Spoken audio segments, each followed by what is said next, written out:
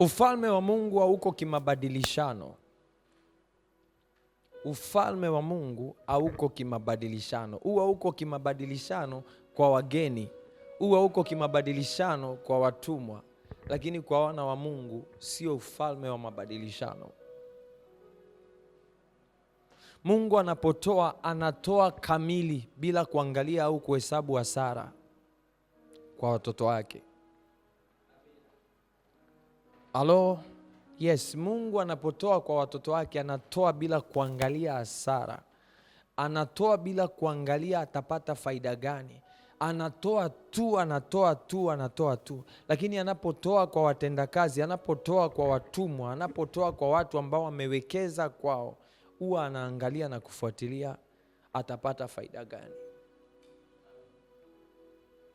Natamani uelewe hiki kitu ili ujue uhusiano wako na Mungu ni upi. Ni wa mabadilishano au ni uhusiano ambao umekamilika katika pendo la mtu na mwanae. Haleluya. Ujue, yani uanze kujipima kabisa ya kwamba napokuwa na Mungu au napoishi maisha ya kumwabudu Mungu, uhusiano wangu na Mungu ni ule wa mabadilishano au ni uhusiano ambao unahusisha kwa 100% mimi na yeye kama mwana na baba. Haleluya. My God.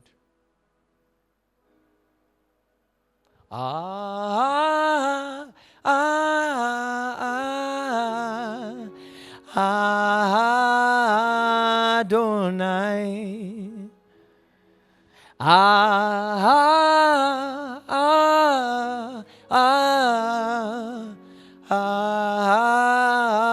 Adonai.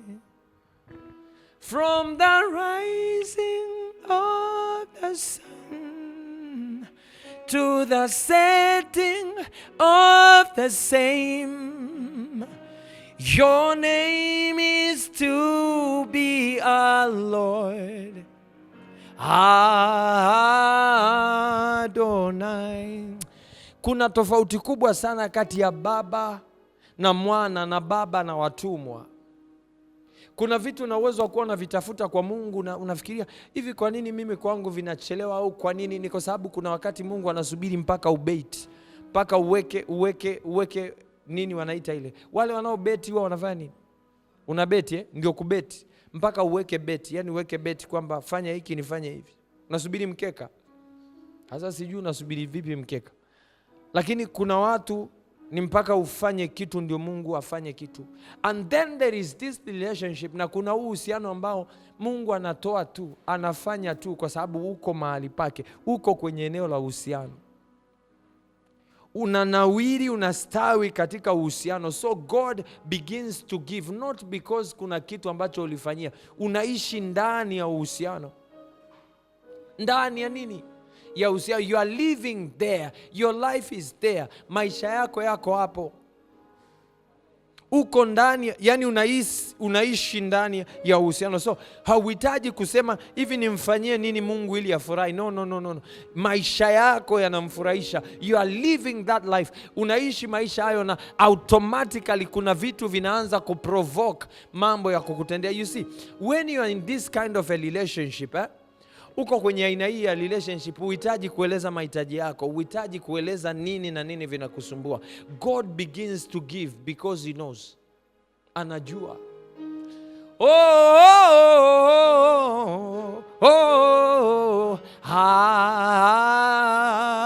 Adonai. Nikawa nasoma kitabu cha Nehemia, nisikilize. Huyu mtu alikuwa anafanya kazi, sawa, kwa ikulu, yuko kwa mfalme pale.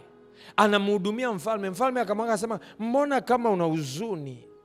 Like, hauonekani uso wako ukiwa umechangamka kama vile ninavyokujua. What is wrong? Shida ni nini? Akaanza kueleza namna ambavyo mambo yanaelekea kwa habari ya ufalme wake, kwa habari ya kule anakotoka. Mfalme akasema, kila unachokihitaji, it is granted. Kimetolewa, kimepewa. Una uwezo wa kupewa sasa. Kwa nini? Kwa sababu wewe ndio unayenitumikia hapa. unanipenda, najua umefanya kazi yako kwa uaminifu, umekuwa hapa sasa, najua thamani yako, najua chochote kile atakachokiomba na apewe. You see, there are times, kuna nyakati watu wanaenda mbele za Mungu and huku deep down unajua ya kwamba unaenda kubembeleza mpaka Mungu akupe. Unajua kwa nini? Kwa sababu huna uhusiano naye wowote ule, huna kitu unafanyaga kwa ajili yake. You go empty, unaenda empty, huna kitu ulichoshika kwa ajili ya Mungu. Kwa hata unapoenda huna uhakika kama utapewa au utapewa. Kuna mtu mmoja nikawa nazungumza naye juzi, akaniambia nahitaji kukopa pesa mahali. Nikamwambia kopa, utapewa. Akaniuliza kwa nini? Nikamwambia kwa sababu wao watu unaotaka kuwakopa pesa umekuwa mwaminifu kwao, umekuwa mwema kwao, hawawezi kukuzuilia. Hata kama wana shida, watavuta mahali kokote wanakoweza, watakupa. Same with God. Anatuangalia tunamchukuliaje, tumekaa eneo lipi, transactional, tuko kwenye mabadilishano, au tuko kwenye eneo ambalo sisi na yeye ni mtu na mtoto wake. You see, ukiwa unaenda kwa baba yako unamwambia baba, ungeninunulia baisikeli ningesoma sana. You have no idea who he is and you have no idea who you are. Hujui wewe ni nani na wala hujui yeye ni nani. Kama ni baba wa kambo sawa. Mtoto mwenye akili, mtoto mwenye hekima, mtoto mwenye nidhamu atahakikisha anafaulu, sio ili apewe kitu, no, ili abebe, amheshimishe baba yake. Lazima baba aheshimike, anakopita wakimwona waseme huyu ni mtoto wa fulani, huyu ni baba yake na fulani, huyu ndio baba yake. Ukiona unatia aibu watu wako ni kwa sababu gani? You are not connected to them. Hawakuhusu. Unasema wanasema kichawa jirani yako ndo anachekesha, akiwa nyumbani mwako huwezi kucheka. It is the same way. Unapoweka uhusiano na Mungu kana kwamba hiyo ni kwa ajili ya watu fulani tu, ndivyo na Mungu anavyokuchukulia. Kuna mtu ananielewa kitu nasema? Kile kitabu cha Mathayo sura ya 20, tutaanzia mstari wa kwanza na tutaenda mpaka mstari wa 16. Nitasoma haraka haraka kidogo. Mathayo sura ya 20.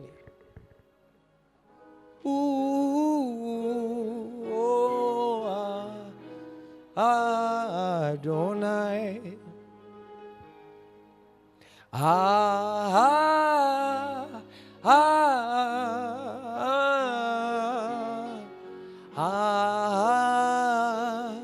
Adonai. Anasema kwa maana ufalme wa mbinguni umefanana na mtu mwenye nyumba aliyetoka alfajiri kwenda kuajiri wakulima awapeleke katika shamba lake la mizabibu. Naye alipokwisha kupatana na wakulima, nataka upigie mstari neno alipokwisha kupatana na wakulima, kuwapa kutwa dinari, aliwapeleka katika shamba lake la mizabibu. Akatoka mnamo saa 3, akaona wengine wamesimama sokoni wasiokuwa na kazi. Maandiko yanasema nao akawaambia, nendeni nanyi katika shamba langu la mizabibu, na iliyo haki nitawapa. Wakaenda. Akatoka tena mnamo saa 6, asante Roho Mtakatifu, na saa 9 akafanya vile vile. Maandiko yanasema mstari wa 6, hata saa 11 akatoka akakuta wengine wamesimama, akawaambia, mbona mmesimama hapa mchana kutwa bila kazi? Wakamwambia, kwa sababu hakuna mtu aliyetuajiri. Akawaambia, nendeni nanyi katika shamba la mizabibu. Kulipokuchwa, yule bwana wa shamba akamwambia msimamizi wake, waite wakulima. Akamwambia msimamizi wake, waite wakulima uwalipe ujira wao, ukianza wa mwisho hata wa kwanza. Na walipokuja wale wa saa 11 walipokea kila mtu dinari. Na unataka uanze kuhesabia hapo. Walipokuja wale wa saa 11 wa kwanza kabisa kulipwa, wa saa 11 wakalipwa dinari. Anasema na wale wa kwanza walipokuja, hawa ni wa saa 11 walipokea kila mtu dinari. Na hawa mstari wa 10 anasema na wale wa kwanza walipokuja walidhani kwamba watapokea zaidi, na hao pia wakapokea kila mtu dinari. Basi wakiisha kuipokea wakamnungunikia. wakamnung'unikia. Tulikuwa tumefika mstari wa ngapi? Wa 11 ya? Basi wakisha kuipokea wakamnung'unikia mwenye nyumba wakisema, hao wa mwisho wametenda kazi saa moja tu, nawe umewasawazisha na sisi tuliostahimili taabu na hari za mchana kutwa. Naye akamjibu mmoja wao akamwambia, rafiki, sikudhulumu hukupatana nami kwa dinari? Chukua iliyo yako uende zako. Napenda kumpa huyu wa mwisho sawa na wewe.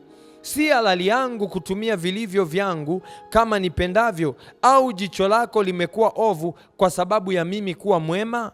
Vivyo hivyo wa mwisho watakuwa wa kwanza, na wa kwanza watakuwa wa mwisho. Nao kuna kitu nataka ukione hapa. Muhimu sana. Ukistadi maandiko yako, jinsi ambavyo Yesu alikuwa anaita wanafunzi wake, alikuwa anawaita katika namna hii iliyoelezewa katika habari za ufalme wa Mungu. Amen. Wakuta wakina Petro wamekaa, akawaita bila kuambia wanaenda kufanya mchongo gani. Hakuambia, nifuate. Wakamfuata. Na wewe nifuate. Akapita maeneo mengi, akakusanya watu. Wanafunzi wote walikusanywa kwa namna hiyo. Hapakuwa na bargaining. Hapakuwa na unaniita niende wapi ili nikafanye nini. Waliitwa tu. Wewe njoo, wewe njoo, wewe njoo, wewe njoo. Haleluya. Now, kitu ambacho nakisikia hapa ndani yangu, it is like Yesu aliita watu wengi zaidi, akaja kuomba, akachagua wachache kati ya wengi walioitwa. Kwa nini? Maandiko yanasema walioitwa wengi, wateule ni wachache. Alipoenda kuomba, akapata wachache ambao waliwateua wawe pamoja naye, 12. Lakini walioitwa ni wengi. Wale walioitwa wako wengine ambao waliitwa wakageuka wakaachana naye, wako ambao waliendelea pamoja naye. Punguza kidogo mtu wa piano. Wako ambao waliendelea naye, wako wengine ambao waliishia njiani, lakini kuna 12 ambao waliteuliwa. Ina maana ni kama Yesu alikuwa na study tabia zao wote aliowaita. Kila mmoja aliyemuita, wewe njoo, wewe njoo, wewe njoo, wewe njoo, wewe pia njoo. Ndio tabia na mfumo wa ufalme wa Mungu anapotaka kufanya vitu na watu. God always pick people like that. Mungu anachukuaga watu namna hiyo. Hasa nataka usikilize kitu nilikuwa nasema. Tunasoma kwenye maandiko hii Mathayo sura ya 20, unaona huyu bwana shamba alipoanza kuwalipa, walipokuja wale walioanza kazi asubuhi sana, na akawalipa sawasawa na wale walioajiriwa jioni, alafu wale wa asubuhi sana wakalalamika, aliwaambia kitu kimoja, tulipatana iwe hivi, tulipatana iwe dinari moja. Sasa mnalalamika nini? Malalamiko yao yalikuwa eneo gani? Walikuwa wanalalamika kwa sababu wamepata tabu sana. Walikuwa wanalalamika kwa sababu gani? Wamevumilia mambo mengi sana kufikia eneo la kupata mshahara wao. Kwa hiyo wanalalamika kwa sababu wanajiona walistahili kupata pakubwa kuliko hao ambao waliitwa tu alafu wakaja. Sasa sikiliza hiki kitu. Asilimia kubwa za watu wao wanaingia kwenye mifungo. Unaingia kwenye mifungo, nasema nataka niombe siku 21 ili Mungu anipe kitu fulani. Okay? Unaingia, unafunga siku 21.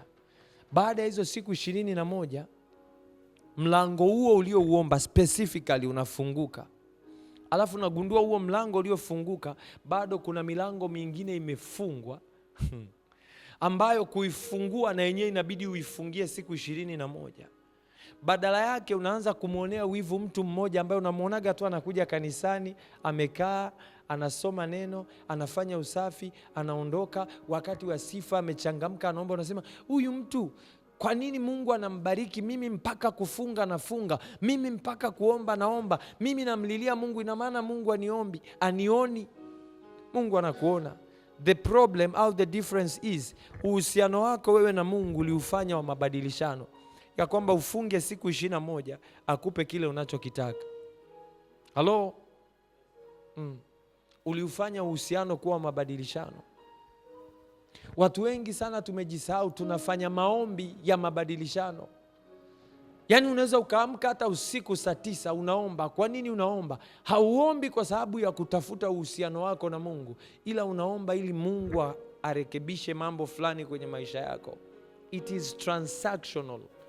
Sasa usije ukashangaa Mungu akarekebisha hicho kitu na bado ukabaki na matatizo. Kwa nini? Kwa sababu yeye peke yake ndio anayejua mzizi wa matatizo. Wewe unaona tatizo moja, yeye anajua mzizi wa matatizo yote ulionayo. Sasa kwa ambao anaenda kimabadilishano, huwa anawapa kulingana na makubaliano. Kwa anaposema niite nami nitakuitikia, nami nitakuonesha mambo makubwa magumu usiyoyajua, uwe na uhakika ya kwamba kila aombaye upewa, kila atafutaye uona, na kila abishaye ufunguliwa. Kwa unapomtafuta Mungu, kuna sheria ambazo zinamlazimisha kukujibu na kukusaidia, lakini kuna utofauti mkubwa sana kati ya watoto wake na wa watu wengine wote wanaotafuta vitu. Kuna mtu anaelewa kitu nasema? You see, kuna watu wanaenda mbele za Mungu kwa juhudi na kwa bidii, lakini wanavyovitafuta ni vitu vile vile ambavyo mataifa wanatafuta. This is what you're looking for. Ndio vitu unavitafuta. Kwa unagonga hodi, unasumbua, unabisha, uko kwenye mifungo ya kila mahali. Wakisema huku tunafunga siku 21 na wewe umo. Wakisema leo huku ni siku 3 umo. Umeconnect na kila kanisa, uko na kila mtumishi wa Mungu. Kila neno la unabii unalipokea. Kitu gani unakitafuta? Unatafuta mpenyo wa kimaisha. Kuna siku utapata mwanga tu. Kuna siku utapata nafasi. Kuna siku tu mlango huo unaotafuta utafunguka. Hasa na habari mbaya kwako, mlango huo unaofunguka huwezi kumaliza matatizo yako yote. Ni mlango mmoja. Ni mlango huo mmoja. Maisha jinsi yalivyo, kuna siku nilikuwa nafanya research ili nione jinsi ambavyo ulimwengu wa kiroho unafanya kazi, na nikaja kugundua kitu kimoja cha ajabu sana. Hakuna pepo linalofanya kazi peke yake. My God.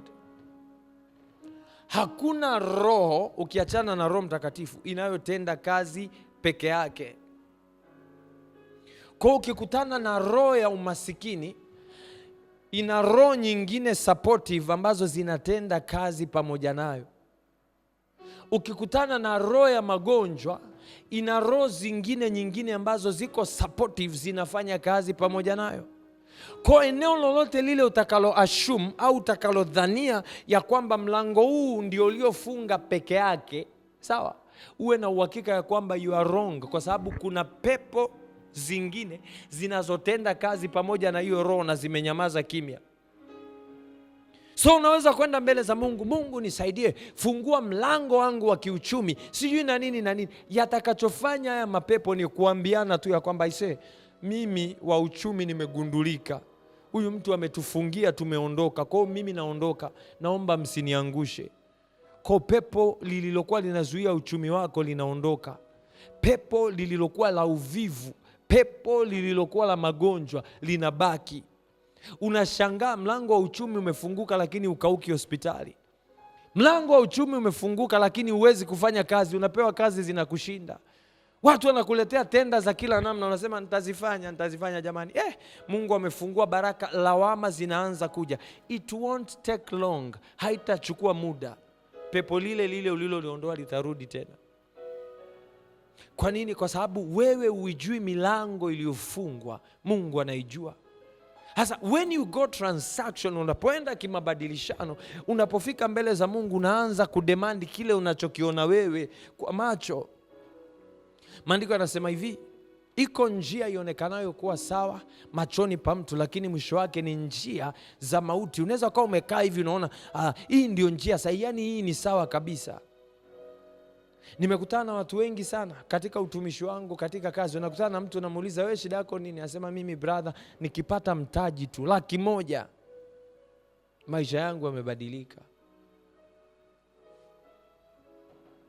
Unachukua 100,000 unampa ya mtaji, ndani ya kipindi cha miezi 3 anarudi ameisha, ila imeisha, matatizo yake yako pale pale. This is why watu wengi ukiwatoa kwenye ajira they are useless. Kuna mtu anaelewa kitu nasema? Ukimchukua mtu ukamweka mtaani ukamwambia tukutoe kwenye ajira, ingia mtaani ukukua mjasiriamali, hawawezi. Because wana matatizo mengi kuliko kawaida, ni wavivu, hawawezi kufanya kazi. Kinachowasababisha waende kazini na wafanye ni kwa sababu kuna bosi anayewapigia kelele. Kama mbwa kila siku anawabwekea ili wawepo kazini, bila hivyo hawaendi. Kwa akisema waende kuanzisha biashara zao wenyewe, zitakufa, zitashindikana. Ni waongo kiasi ambacho hawawezi kuwa na uaminifu. Sasa unajua, ukiwa umeajiriwa kwenye kampuni ya mtu, hata kama ni muongo, ofisi itakuvumilia. Kwa sababu gani? Wanakuhitaji utendaji kazi wako na una uwezo wa kujiadjust. Lakini ukiwa na kazi zako mwenyewe na una kampuni yako wewe mwenyewe unasimamia, huo uongo wako utakukosti.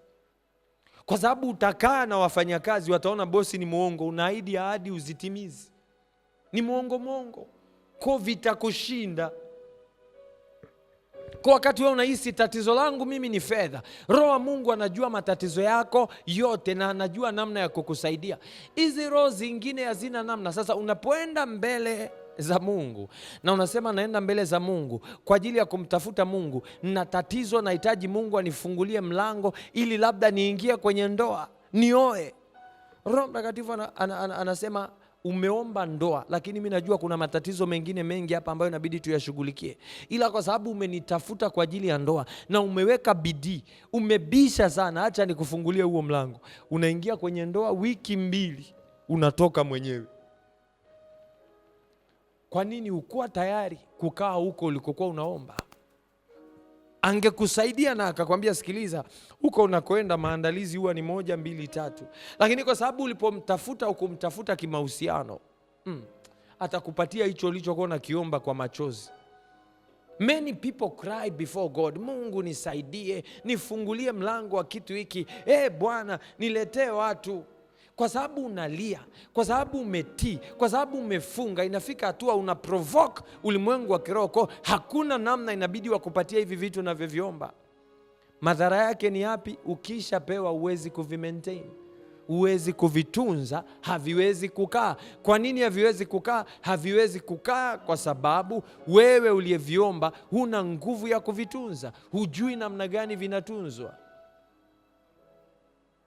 So akaenda jamaa wakasema, sisi utatulipa dinari 1. Wakapatana na huyu bwana mwenye shamba, akasema sawa, haina shida.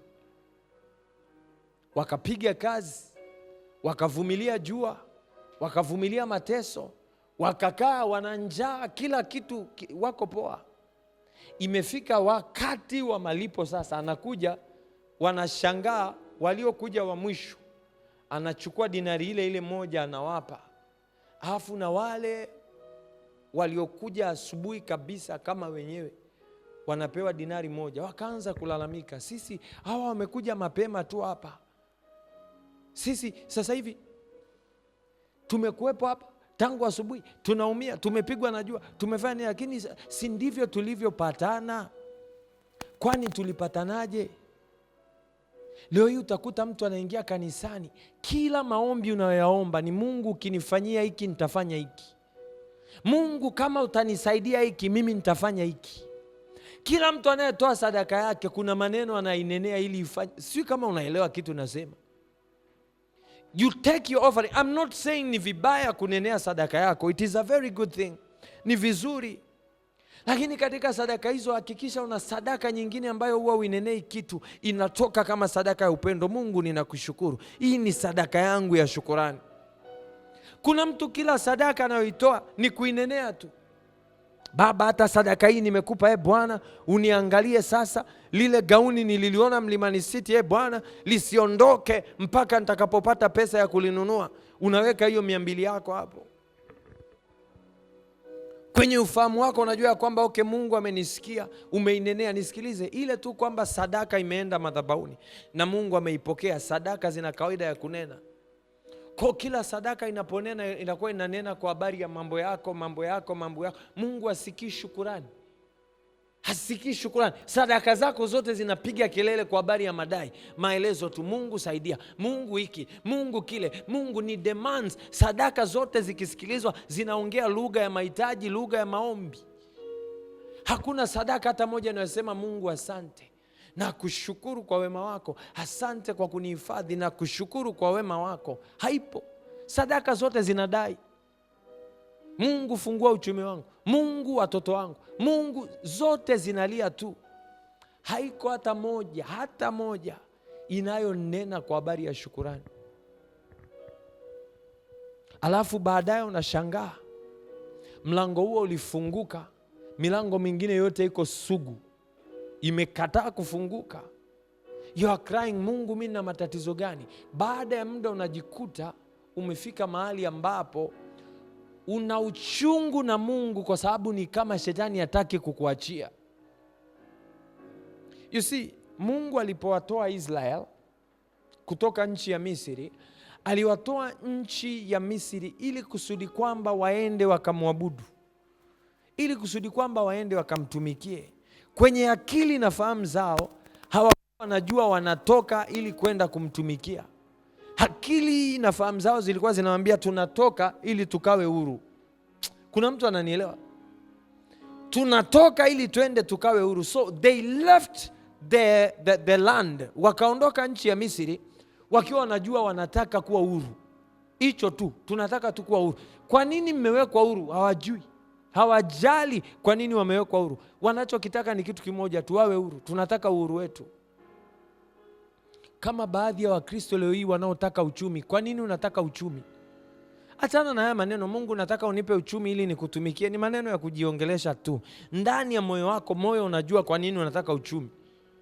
Huo moyo ukiuliza vizuri utakwambia, kaeni tu siku moja wewe na moyo wako muanze kuwa na conversation kwamba wewe, hivi kwa nini tunataka hii hela?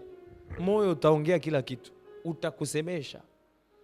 Huo moyo utakwambia isee, kuna kiatu tulikiona mahali, alafu wanatuoshea sana hivi, kila tukikipata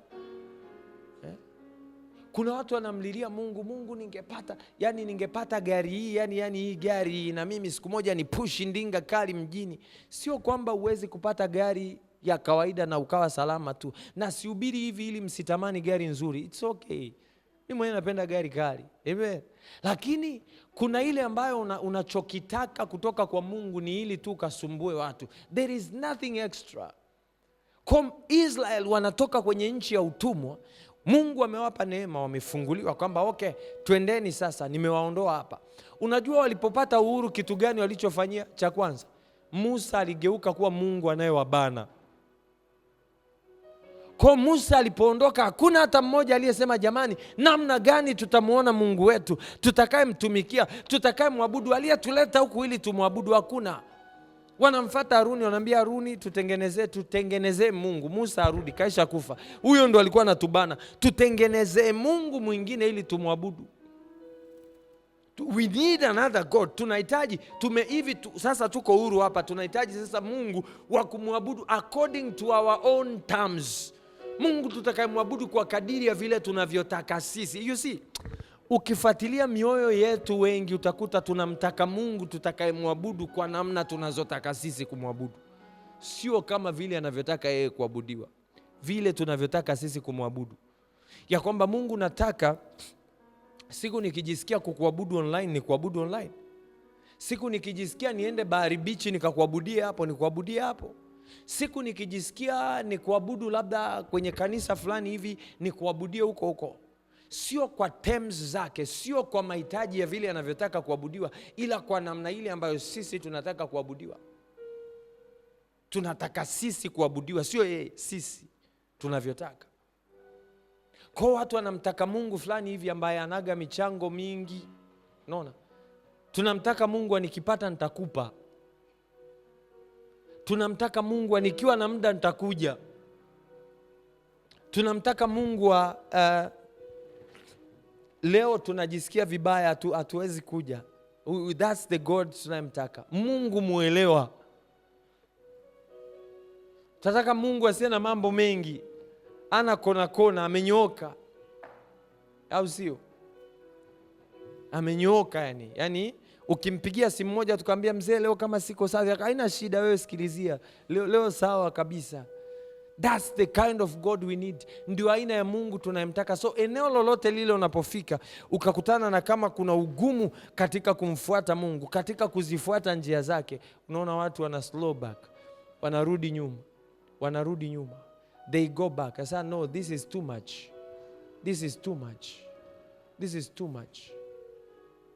Mungu hayuko hivyo. Is not that cheap as you're thinking. Is valuable more than anything you can ever imagine. Mungu hayuko mwepesi hivyo kama unavyofikiria. ile unaenda kumwabudu muda unaotaka. Unakuwa mtakatifu wakati unaojisikia kuwa mtakatifu. Mungu naye mvua unamweka pembeni, unaambia mzee wa siku, hebu nisubiri hapa, kuna mtu inabidi nikamalizane naye, wewe najua utatumia muda mrefu, acha mimi ni deal naye, nikimaliza tutarudi tuendelee na uhusiano wetu. Is not like that. Hayuko hivyo Mungu wetu. Ni Mungu mwenye demand kubwa kuliko unavyoweza kudhani. Anachokihitaji yeye ndicho anachokihitaji na ndicho chenye thamani, sio unachokihitaji wewe. Sometimes huwa unafikiria ya kwamba sadaka unayoitoa wewe uliojipangia ndio inayompendeza Mungu. You see, nisikilize, unaweza ukatoa sadaka yako wakati wa utele wako, pale ambapo uko confident, comfortable na kila kitu, Mungu amekujaza, amekubariki, na Mungu asifurahishwe na hiyo sadaka yako kabisa. I can assure you. Kuna mtu anaelewa maana ya sacrifice? Sacrifice, sadaka. Sadaka inahusisha uhai, na eneo lolote linalohusisha uhai, ili uhai uondolewe, kuna kitu kinaitwa maumivu. Ndio maana hamna mtu anaweza kumwambia unapenda kufa aseme mimi napenda kufa, nafurahia sana kufa. Hayupo. Hata wanyama, kuku wakijua leo tunashikwa tunachinjwa, unaona mpaka kuku inatoa machozi kwa sababu uhai unaondoka. Uhai ni mtamu wewe. So when it comes to sacrifice, ni lile eneo ambalo hiki kitu siwezi kukifanya, siko tayari kukifanya, lakini nakifanya. Moyo wangu hautaki kukifanya, huku ndani nasikia vita, nasikia ugumu kukifanya, lakini kwa sababu najua ndicho ambacho Mungu anakitaka, nitakifanya. It is called sacrifice. Now, let me tell you something. Kuna watu wanafikiri eti siku tukienda kumtumikia shetani ndio hatataka sacrifice.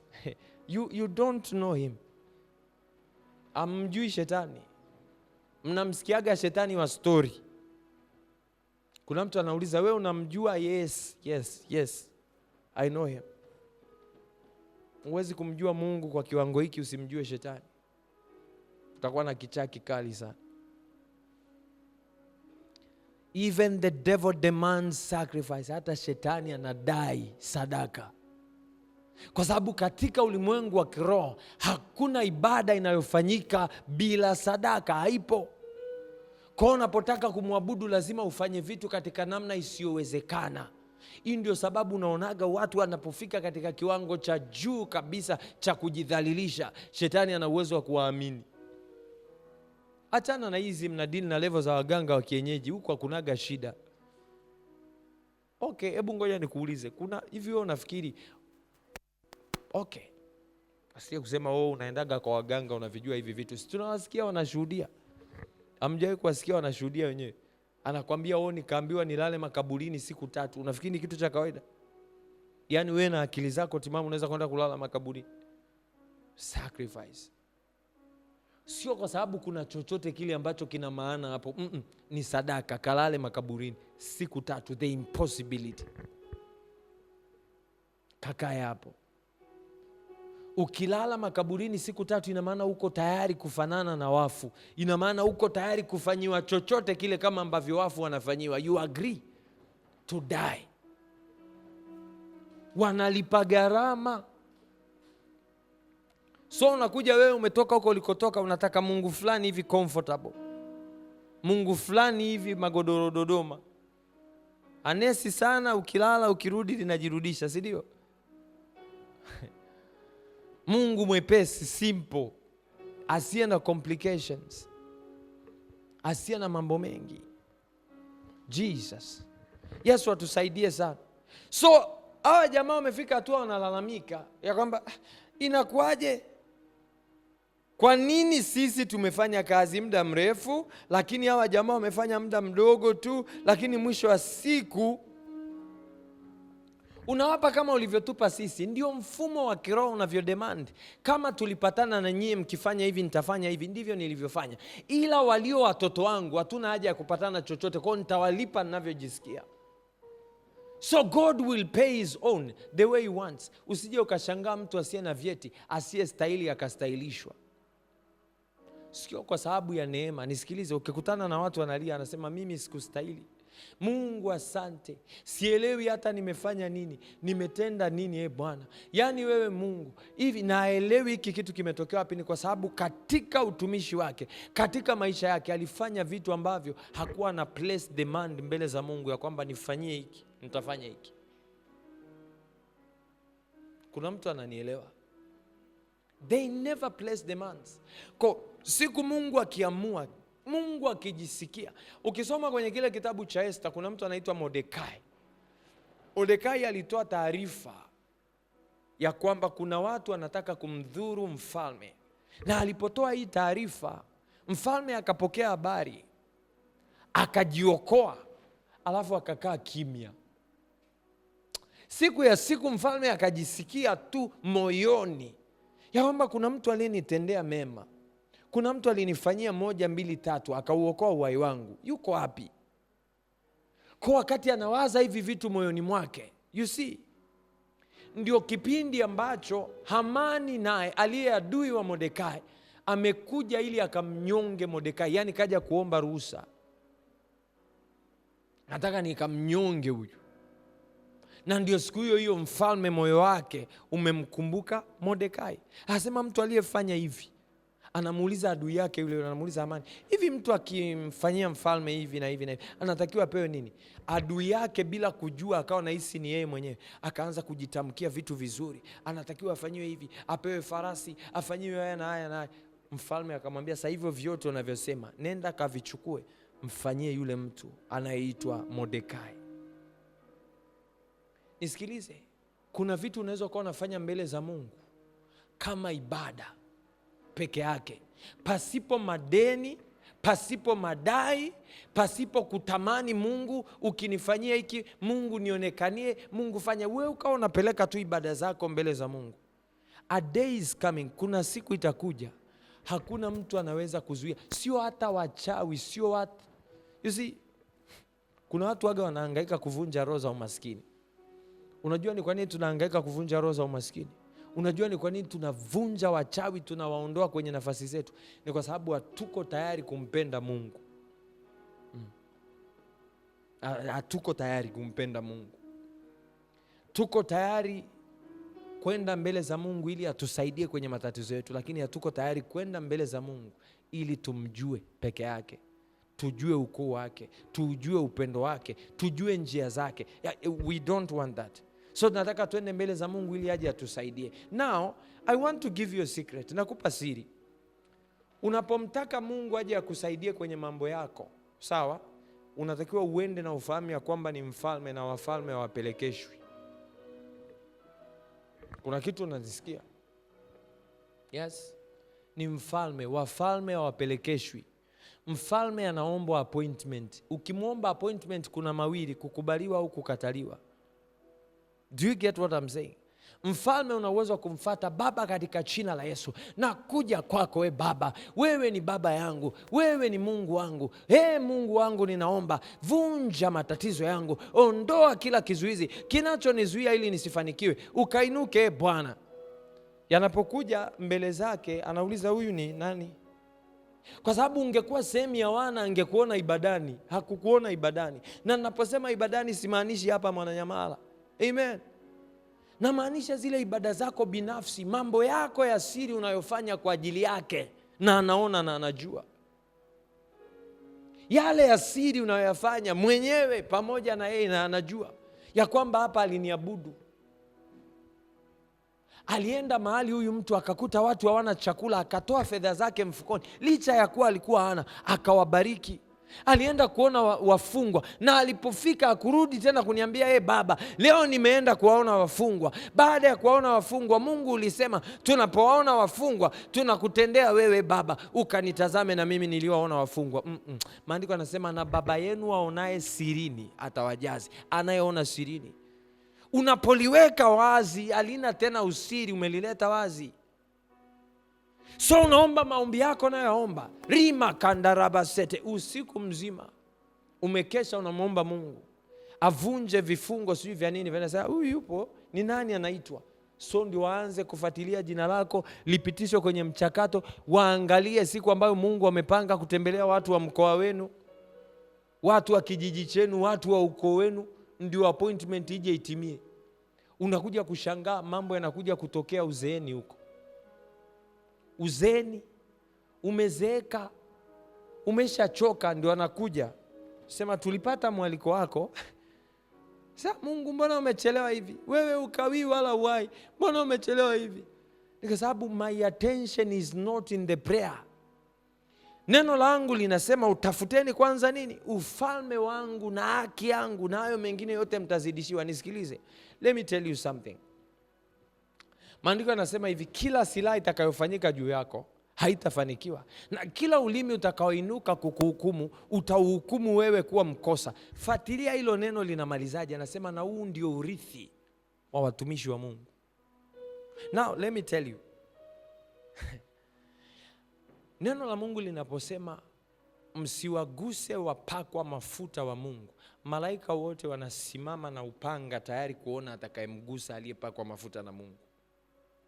Kuna mtu anaelewa kitu nasema? So unapoona kila silaha itakayofanyika juu yako haitafanikiwa, ni swala la wewe tu kujua ya kwamba mimi ni mtumishi wa Mungu. Kila silaha itakayofanyika juu yangu haitafanikiwa. Una haja ya kupingana na wachawi. Kwa nini? Kwa sababu unajua Mungu ameisha soti hilo eneo. Kila silaha itakayofanyika juu yako haitafanikiwa. Kwa ukiona kuna silaha imefanywa, unasema tu kila silaha itakayofanyika juu yangu haitafanikiwa, kwa sababu urithi huu ni wa kwangu. Nimeshapewa, huu ni urithi wangu. I walk in this inheritance. Natembea kwenye huu urithi ya kwamba kila silaha itakayofanyika juu yangu haitafanikiwa. Kwa nini? Mimi ni mtumishi wa Mungu. So silaha zote zinazofanikiwa ninageuza, ninazihukumu katika jina la Yesu Kristo, zikawapige wale waliozitengeneza, na ndicho kitakachotokea. Kwa nini kinatokea? Hakitokei kwa sababu wewe unaomba sana. No. Kinatokea kwa sababu ni sheria ya kiroho iliyowekwa na aliyekuita kuwa mtumishi. It happens like that. So umekazana unaomba lebarama, embalama, Mungu nitembelee. I say unamwomba mfalme. Maandiko yanasema wana wa Mungu walipokusanyika. Ina maana kuna makusanyiko ya wana wa Mungu. Wanapokusanyika wana wa Mungu wanaambiwa maneno ya Mungu. Wanaambiwa, ninyi mmepata kuzijua siri za ufalme wa Mungu, lakini wengine kwa mafumbo, ili wakisikia wasisikie, wakiona wasione. Ina maana wana wa Mungu wanapokusanyika wanapewa siri ambazo zinawasaidia kusolve matatizo nje ya mifumo ya watu wengine. Hasa wewe umeshajitoa, sio mwana tena. Eneo gani unaloshughulikia huko kwa watu wa mataifa huko? Unapambana kama watu wa mataifa wanavyopambana. Kwa unatuma maombi yako, natuma radi. Bwana, zikaharibu kila ukuta uliojengwa, zikavunje mazuio yote, ninayaharibu kwa damu ya Yesu. Haina shida. Hayo yote unayoyaharibu kwa jina la Yesu Kristo, ni nani aliyekutuma ukayafanya hayo? Kuna mahali utafika utakwama, na utakuwa unajiuliza, hivi mimi nakosea wapi kuomba? Shida sio kuomba. Shida ni moja. Wewe unaomba kama nani? Unaomba kama mtumwa? Unaomba kama mwana wa Mungu? Kwa sababu mwana wa Mungu anapoomba ana privilege zote.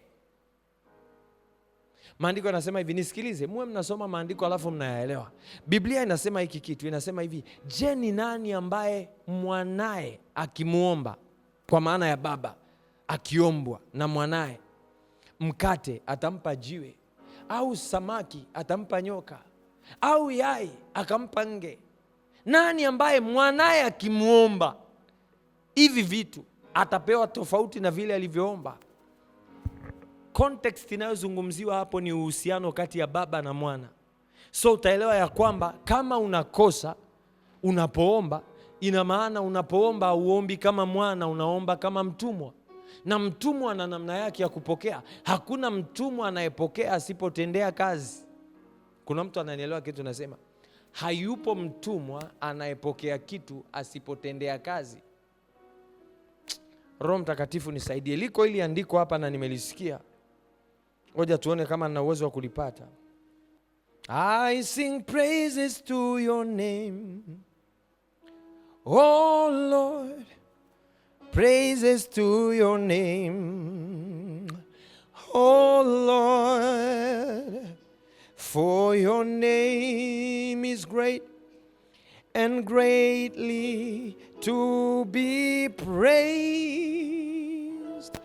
Oh, I sing praises to your name, oh Lord, praises to your name, oh Lord, for your name is great and greatly to be praised.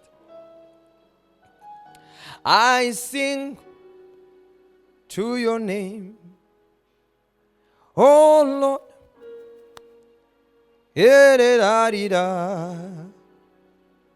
Oh Lord, who for your name is great and greatly to be praised.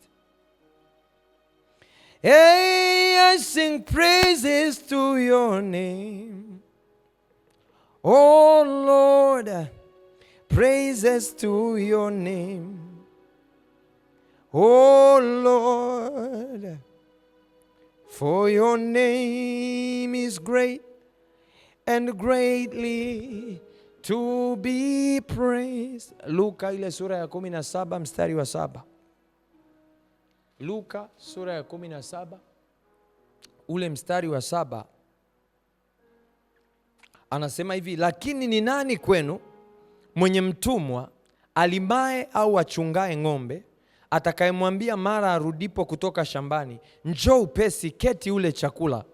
Je, hata mwambia nifanyie tayari chakula nile, jifunge unitumikie, hata niishe kula na kunywa, ndipo nawe utakapokula na kunywa? Je, atampa asante yule mtumwa kwa sababu amefanya aliyoagizwa? Anasema hapana. Vivyo hivyo nanyi mtakapokwisha kuyafanya yote mlioagizwa, semeni, sisi tu watumwa wasio na faida, tumefanya tu yaliyotupasa kufanya. You see, hakuna mtumwa anayeketi kula kama hajafanya kazi kwanza. You do it first, you work first, then you receive your reward. There is a difference. Kuna tofauti kati ya Mungu anapokuita kama baba na Mungu anapokuita kama Mungu. Mungu akikuita kama wewe ndio mwanae, yeye ni baba, it is different. He will offer you, atakupa vitu ambavyo ustahili, atakuhurumia, atakusamehe, atakutendea katika namna ambayo wewe mwenyewe utashangaa. Lakini akisimama kama Mungu, akisimama kama mfalme kwenye maisha yako, listen, kuna principle na protocol za kufuata. Watu wengi bado wanamfuata Mungu si kama baba, wanamfuata Mungu kama mfalme. Ukimfuata kama mfalme lazima ujue nini kinahitajika. Ukimfuata Mungu kama Mungu lazima ujue. Nao Yesu alichokifanya, licha ya kuruhusu wewe upatane na Mungu kama mfalme, licha ya kuruhusu wewe upatane na Mungu kama hakimu, bado Yesu alifungua mlango ili wewe ukutane na Mungu kama baba. There is that door. Unapokutana na Mungu kama baba, ndipo kuna advantage ambazo wengine wote waliwa ulimwengu hawawezi kuzipata, na wewe ndio unaweza kuzipata. Ni advantage za kipekee. Sasa ukiwa kama mwana alafu na behave kama mtumwa, haiwezekani kupata. Maandiko yanasema hivi, mrithi wakati wowote awapo mtoto ana tofauti na mtumwa. Yaani una uwezo wa kuwa mrithi wewe, lakini bado ukaishi kama mtumwa, ukateseka na haya maisha. Kwa nini? Kwa sababu namna unafanya vitu vya Mungu unavifanya transactional, kimabadilishano. Mungu ukinifanyia hiki nitakufanyia hiki, Mungu ikiwa utatenda hiki nitafanya hiki. That is not a level, a bad level. Sio sehemu mbaya, Lakini kama mwana wa Mungu lazima ufike mahali ujue kuna kipengele cha mahusiano ambacho lazima ukichochee zaidi kuliko vipengele vingine vyote, ya kwamba linapokuja swala la Mungu utamwendea kama baba, utamfata kama mzazi. Utaenda na moyo wa kuwa na uhakika ya kwamba atanipatia kwa sababu ni baba yangu. Maombi mengi aliyoyafanya Yesu, hakuwa anaomba anasema Mungu, Mungu, Mungu, Baba, Baba, Baba. When you pray to him as Father, you know exactly, unapoomba kutoka kwa baba unajua kwamba baba hawezi kuninyima, baba hawezi kunikatalia, baba hawezi kuniacha, baba hawezi kunitupa. Ni baba. It is different. It is different. Ni tofauti. Mahusiano yako na Mungu yakoje? Umemchukuliaje Mungu? Mnafanya vipi kazi? Wapi unapomtumikia? Unapomtumikia, unamtumikia kama nani? Nisikilize, tunaishi katika siku za mwisho ambazo kila kitu ni transactional. Na bahati nzuri Mungu anajua. Kwa kila anayemwendea anajua ya kwamba wanafuata nini? Anajua. Kuna watu tunafanya vitu ni kama tunamfeva Mungu, yani kama Mungu tunakupendelea. Yani ukiwahi ibadani unaona kama umemfeva Mungu.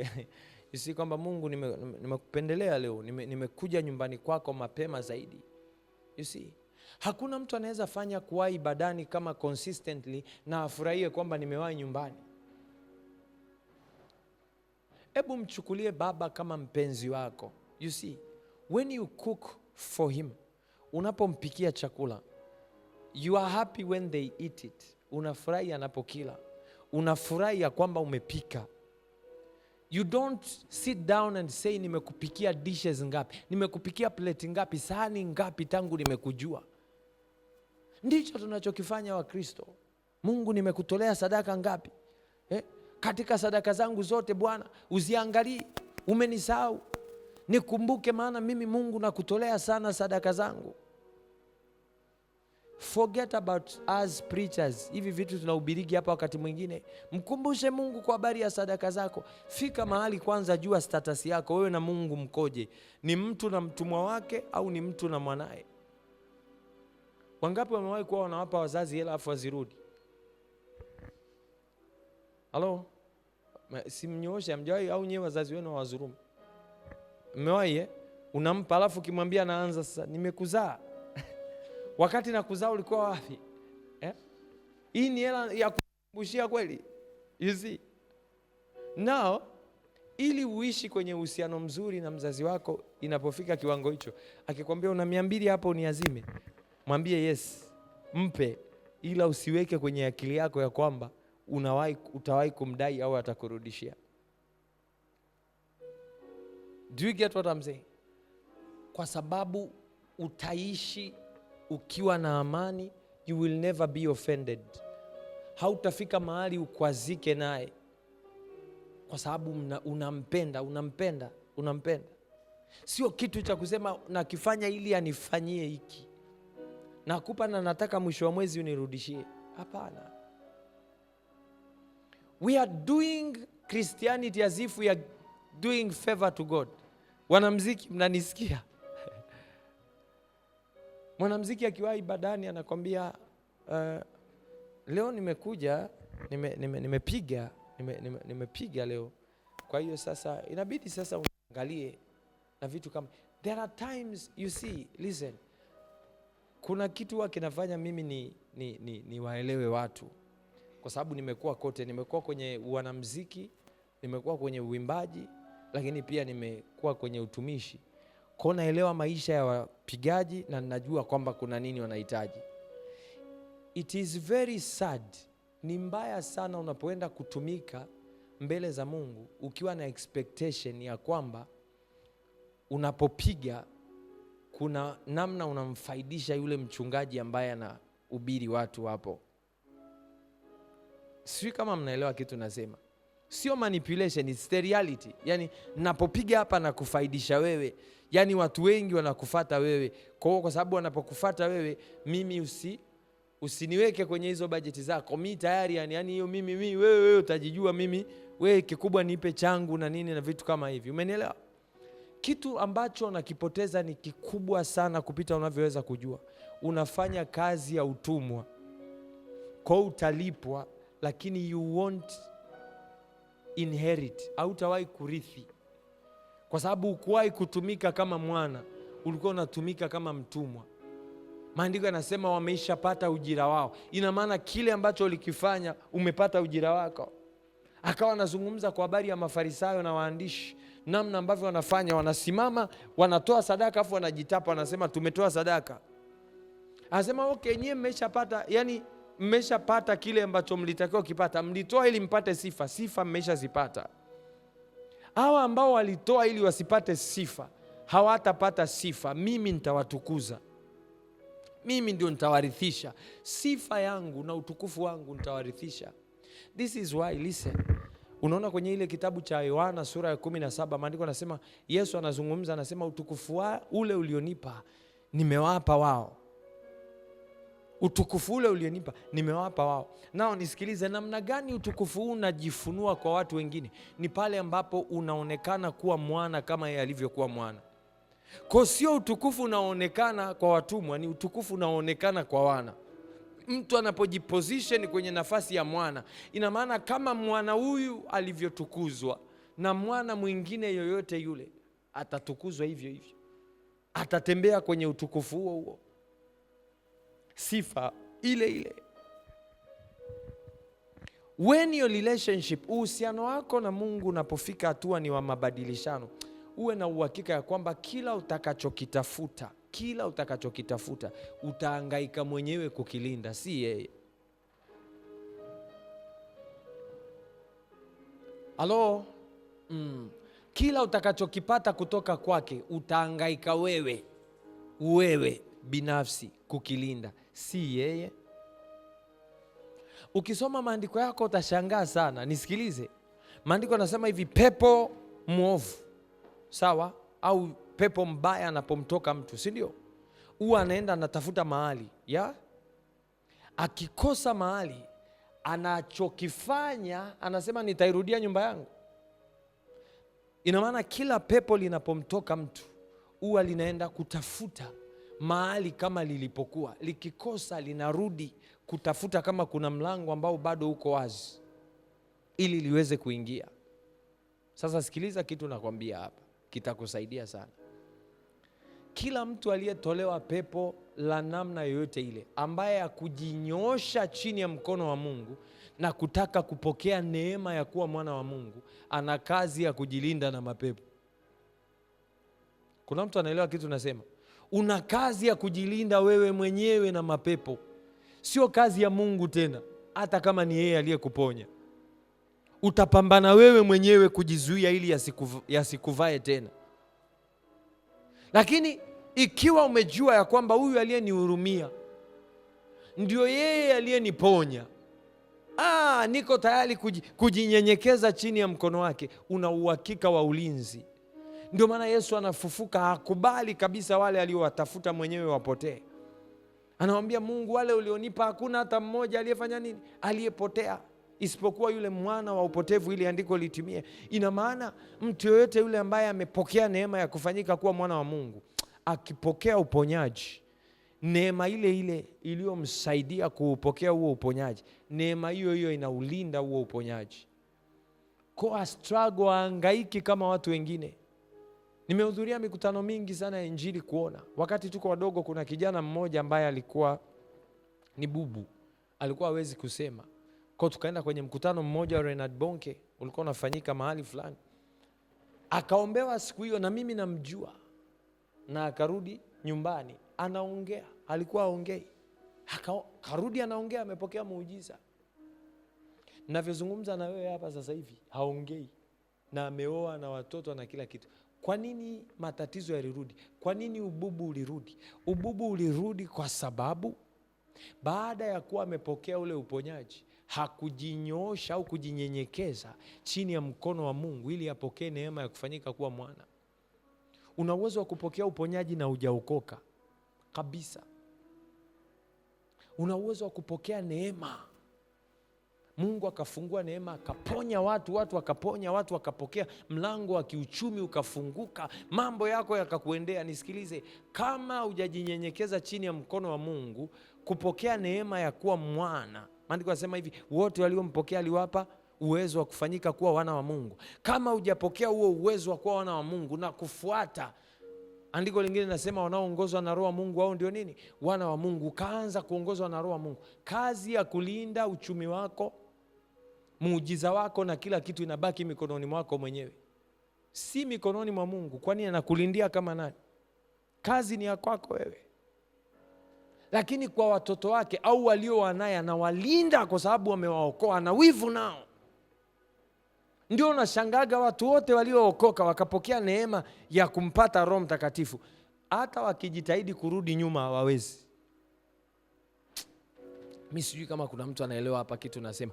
Utajitahidi kurudi nyuma utaweza, utarudishwa mbele. Una backslide kabisa, neema ya Mungu inakutafuta. Unasikia uwezi. Kawaulize watu waliookoka kweli kweli. Unaweza kuokoka ukaanza kupitia magumu ukasema sitaki sasa, naona mimi bora nirudie maisha yangu ya zamani. Unarudia maisha ya zamani, Mungu anakufuata huko huko zamani ulikokuwa, huko huko, na anakuchomoa, anasema huku sio kwako tena. Hutakaa upate amani, hutakaa upate usingizi, utarudi tu. Kwa nini? Ulichokipokea ni cha Mungu, na kwa sababu ulijinyenyekeza ukapokea neema na Roho Mtakatifu. Hata ukitii kwa wiki moja tu, Mungu anasema yuko committed, anaanza kushughulika na wewe, anakusaidia. Asilimia kubwa ya watu wanaishi kama wapagani. Mnataka mwende nyumbani mwa Mungu, Mungu awaahidi atawapa nini? Kwamba Mungu hebu tuambie. Mara nyingine tunapataga excuse hapa za watu. Tuna maombi, tuambia karibu kwenye maombi, mtu aje aombi, anakupa excuse. Anakwambia unajua na ratiba zangu ngumu kidogo. Naelewa kama una ratiba ngumu, ila hakikisha katika ratiba zako ngumu angalau una ratiba yako na Mungu binafsi. Ila kama tunakuofa nafasi ya kumtumikia Mungu, ya kumwabudu Mungu, nafasi ya kwenda mbele za Mungu, na yenyewe unaicrash na bado unaga muda na Mungu binafsi, I say unaelekea kuzimu. You are heading in the marketplace of the death, kwenye soko linalouza wafu, soko la mauti, ndiko unakoelekea.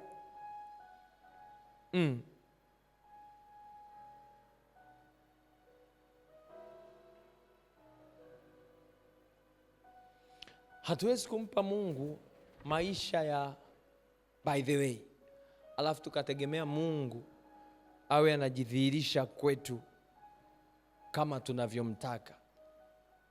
Unaelewa maana ya by the way? Yeah? Wewe unaelewa maana ya by the way? Maisha ya by the way ni yale maisha ya okay. Ngoja nione kama na nafasi nitakuja. Maisha ya ziada, yani ya pembeni, kama mpango wa kando hivi, ndio maisha ya by the way. Unajua ile mtu anakuuliza unafanya kazi gani? Za mimi bwana ni machinga, lakini pia nasafisha kucha, lakini pia mbali ya kusafisha kucha napigaga nondo pia, ila pia niko kanisani. Hiyo ndio maisha ya by the way. Huwezi kumpa Mungu aina hiyo ya maisha ya kwamba lakini pia huwa anasali kanisani. Na mimi nina uwezo wa kuwajua watu wa by the way, na wajuaga mara nyingi tu tukiongea. Ogopa sana watu ambao ni wepesi sana kukwambia, yani akiongea tu kidogo nimeokoka na mpenda Yesu, tulia. Bwana Yesu asifiwe kanisa. Amina. Naitwa nani bin fulani, nimeokoka na mpenda Yesu. Unampenda wewe? Una maisha ya by the way, ila unasema nimeokoka na mpenda Yesu ili wasikushambulie. Yani unawajibia maswali kabla hawajakuuliza, wasikuone kama wewe uko kawaida. Unajua ukiwa mtumishi wa Mungu, kila mtu anayekufuata anataka umuone katika level fulani ya kwamba na mimi pia ni mtakatifu, sinichukulie kawaida. Kona kutana naye anaanza anajitambulisha, hey brother, habari yako, salama, mimi naitwa fulani, nakufuatilia, unajua mimi pia niko kanisa fulani ndio mchungaji wangu, na anakutajia majina yale. Pia nimewahi maelezo mengi, nimewahi kumfuatilia pastor fulani na nini, ndio aliyeniombea, nilibatizwa siku kwenye kanisa. Yote hayo unafikiri anakusaidia kwenye safari ya uhusiano wewe na Mungu. Lakini pia huwa tunaenda fellowship pale kwa fulani. Yaani mambo mengi ya nini? Naitwa fulani. Amen. Fulani ndio jina langu. Kama kuna chochote kile kinachomhusu Mungu utakiona tu. Sasa unaona unajipachika sio na nini?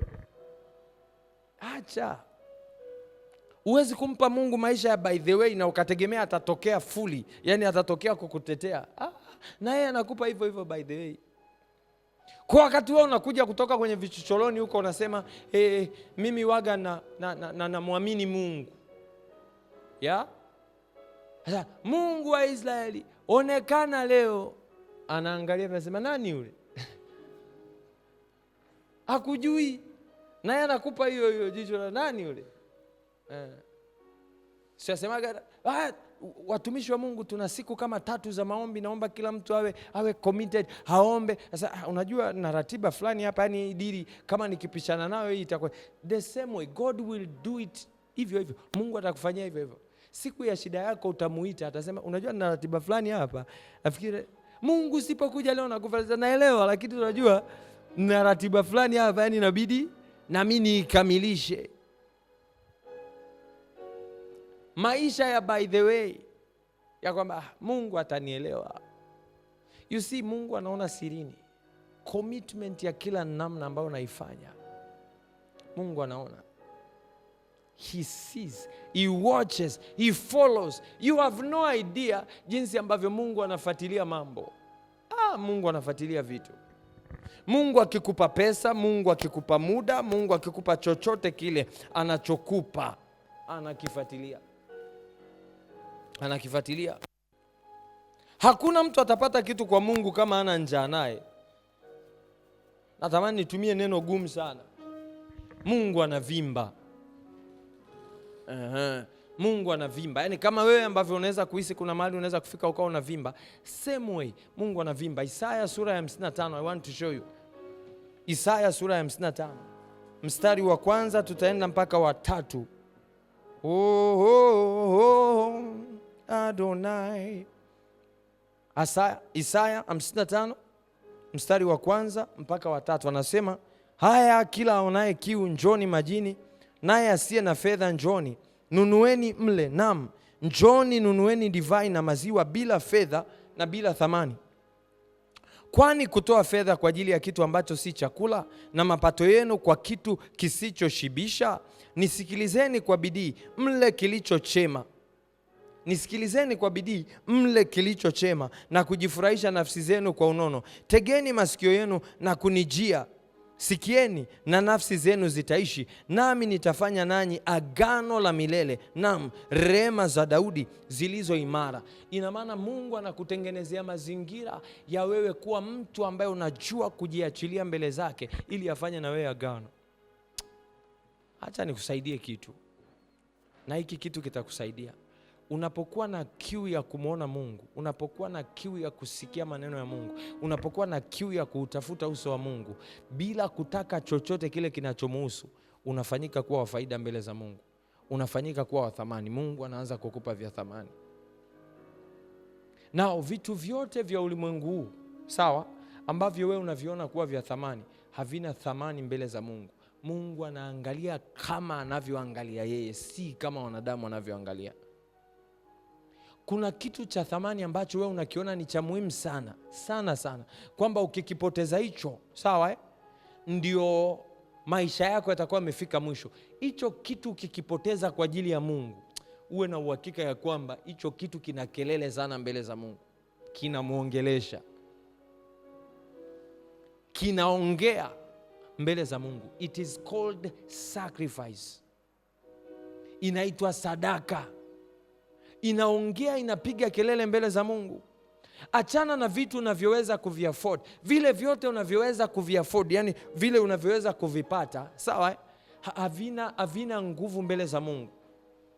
Umewahi kuona tunazungumza hapa na tunajadili kwa habari ya sadaka, ya kwamba sadaka kama sadaka ni pesa za kawaida tu, au inaweza ikawa nyumba, au inaweza ikawa gari, au inaweza ikawa chochote. You see, haviwezi kuama kuingia kwenye ulimwengu wa kiroho, haviingiagi, vinabakia hapa hapa.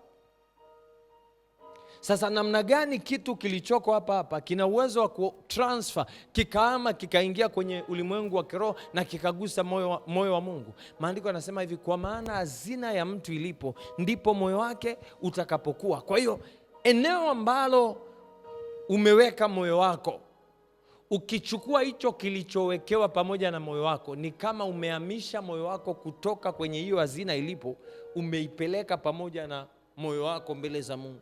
Kwa Mungu anauona moyo wako badala ya hiyo hazina uliotoa. Kuna mtu ananielewa kitu nasema? You see, unaweza ukawa na labda 1,000 yako, ndio 1,000 ya chakula unayoitegemea. Unasema leo sina pesa ya kula, lakini unafika unakuta kuna mtu ambaye hajala siku 3 na anakueleza sijala kabisa na hali mbaya. Na wewe ukiangalia hiki kitu, ndipo moyo wako ulipo, kwamba hapa ndio uhai wangu ulipo. Mimi bila hii leo sitoboi, kesho siendi. Ila unasema ni bora mimi nilale njaa siku 1 kuliko huyu ambaye amelala njaa siku 3.